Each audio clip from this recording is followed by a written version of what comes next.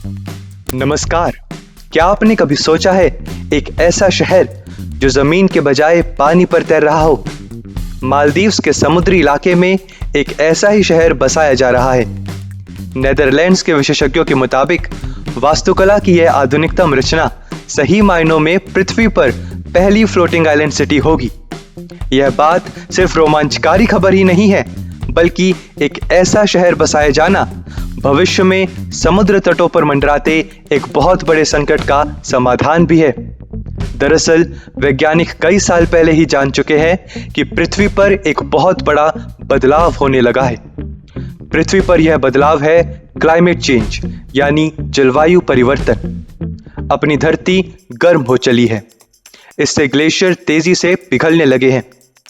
बर्फ के इन पहाड़ों के पिघलने से समुद्र का स्तर ऊंचे उठने का खतरा पास आ गया है। सन 2019 के एक रिसर्च के मुताबिक इस सदी के अंत तक समुद्र स्तर 2.5 मीटर तक ऊंचा उठ जाने का अंदेशा है। हम जानते हैं कि दुनिया की कमोबेश आधी आबादी समुद्र के पास ही रहती है, सो उसके डूब जाने का अंदेशा है। और भविष्य के इसी संकट का समाधान मालदीव्स की सरकार ने यह खोजा कि समुद्र की सतह पर एक ऐसा शहर बनाया जाए जो तैरता हुआ हो। यानी अगर समुद्र का स्तर ऊंचे उठे तो वह शहर डूबे नहीं, बल्कि खुद ब खुद ऊपर उठता रहे। पूरी दुनिया में हलचल मचाने जा रही मालदीव्स की यह योजना भविष्य की जरूरत के हिसाब से ही बनाई गई है। मालदीव्स का 99.6% इलाका समुद्र ही है। उसके पास स्थायी आवास के लिए 1% से भी कम जमीन है। उस देश के 80% द्वीप समुद्र स्तर से बमुश्किल 1 मीटर ही ऊंचे हैं। यानी समुद्र स्तर ऊपर उठने से मालदीव्स के इन टापुओं के डूबने का खतरा सबसे ज्यादा है। यह नया शहर मालदीव्स की राजधानी माले से सिर्फ 7 किलोमीटर दूर एक लगून पर बसेगा। इस शहर की डिजाइन बनाने का काम 2009 से चल रहा था। इसे बनाने के लिए मालदीव सरकार ने नेदरलैंड्स की मशहूर कंपनी डच डॉकलैंड की विशेषज्ञ सेवाएं ली हैं।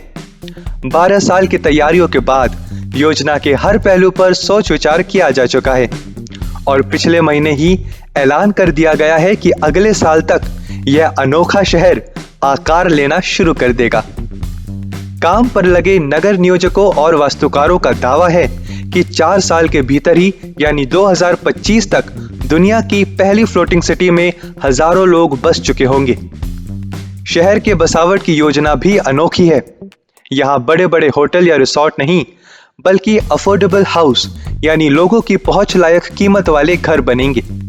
यानी यह वैसा इलाका होगा जहां हजारों लोग रहेंगे और रिहाइश की सभी जरूरी सुविधाएं होंगी। वैसे तो विज्ञान ने सब कुछ ही कुदरत से ही सीखा है, लेकिन इस नगर को बनाने के लिए प्रकृति से कुछ ज्यादा ही प्रेरणा ली गई है। दरअसल इस तैरते शहर को अपनी जगह टिकाए रखने के लिए समुद्र की एक जैविक रचना का सहारा लिया जा रहा है। यह रचना है कोरल रीफ। हम पहले से ही जानते हैं कि समुद्र का एक नन्हा सा जीव कोरल आपस में जुड़ते हुए एक चट्टान जैसी रचना बनाता है। कोरल रीफ की ये बड़ी बड़ी चट्टानें तैरते शहर को टिकाए रखने में मददगार बनेंगी। नन्हे जीवों द्वारा बनाई गई ये कोरल रीफ उथले पानी में ही मिलती हैं। इन तक सूरज का प्रकाश पहुंचना जरूरी होता है। सो डिजाइन में यह ख्याल रखा गया है कि इस जीव जगत को सूरज की रोशनी मिलने में दिक्कत ना हो। चारों तरफ मौजूद कोरल रीफ इस शहर को समुद्र की तेज लहरों से बचाएंगे। इस शहर को बसाए जाने की जगह पर पहले से जो कोरल रीफ हैं, वे तो हैं ही, उनके अलावा भी प्राकृतिक कोरल उगाने का जतन किया जाएगा। ये कोरल रीफ ही तैरते शहर के साथ सह अस्तित्व का संबंध बनाएंगे।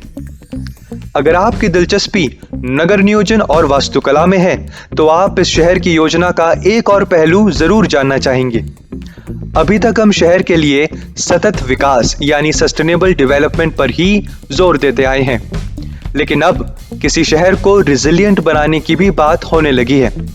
रिजिलियंट शहर यानी उसे किसी आपदा या अफितफे को सहने लायक बनाना। यानी अगर शहर की किसी भी व्यवस्था में बाधा उत्पन्न हो जाए तो उसे फौरन ही बहाल करने का इंतजाम पहले से हो।